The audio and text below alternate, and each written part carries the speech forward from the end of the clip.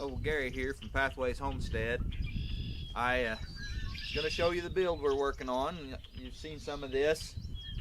We're working on this shed here today, and it's really hard to talk about it without turning around and look at it.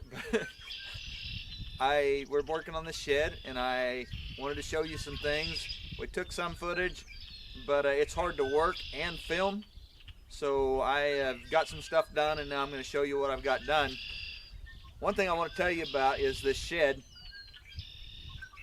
A lot of it is recycled material, not recycled, reclaimed.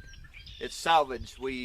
I have held on to boards and windows and stuff like that, and things I was supposed to throw away at work, stuff that was not used anymore in that purpose and that capacity, and I've held on to that stuff, and I've got several friends that have done that, and I have a couple of friends that have given me part of their stacks of lumber so that I could build this shed, and that they have salvaged, and I've got my lumber that I have salvaged, and my son Luke salvaged some stuff that was going to get thrown away because it was no longer useful to the people that owned it, and so he held on to it for me.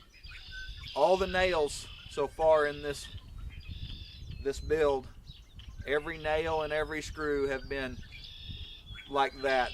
Luke came on to some stuff on a job site that was complete, and they were going to throw away boxes of nails, and so he got me a bunch of 16s, and we built with that, and some stuff that I've held on to. The shed floor here, all the inside floor joists are salvaged floor joists. The rim joists I had to purchase, and the flooring, the decking itself, I had to purchase. I'm going to show you the walls. I've got 2 walls framed in already. The only thing I've had to purchase for the 2 walls so far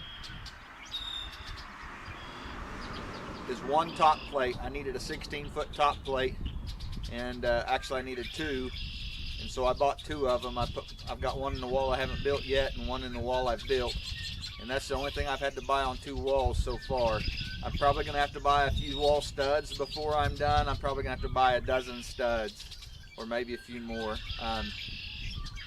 to get my walls framed in.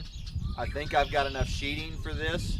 I've got the windows, and when it comes to the roof, we'll have to probably purchase quite a bit of that. But so far, most of this shed is salvage material and reclaimed material, so I'll kind of show you what we got going on here.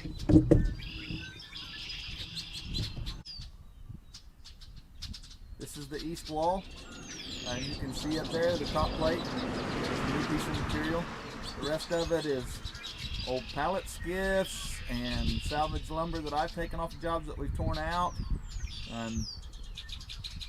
And I've got the whole wall framed in.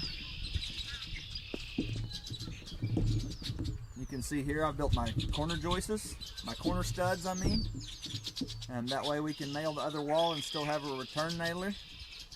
A nailer return, however you word that. There's my bottom plate. That was a piece of salvage material. You can see my salvage 2x4s, my old pallet skiff 2x4s.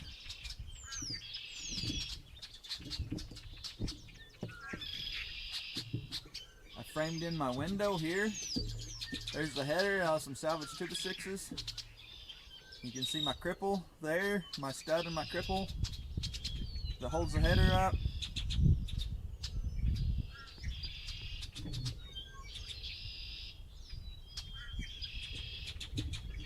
You can see my window seal plate and the cripple holding that plate up, and then a short stud for that. If you don't know, this short piece of stud nailed to the other stud that holds either a header up or a seal plate up, that's called a cripple, and it's part of the way the structure you use to hold the weight. You see the cripple on that one?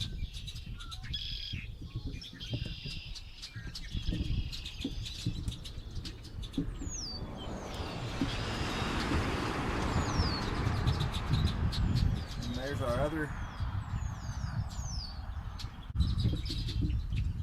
going to see if I can be close enough to hold it and still far enough you can see what we're doing. This board here, this is a stud. It's a corner stud. It attaches to the bottom plate, has a spacer, two 2x4s. Attaches to the top plate. Has those spacers in between. And what that's for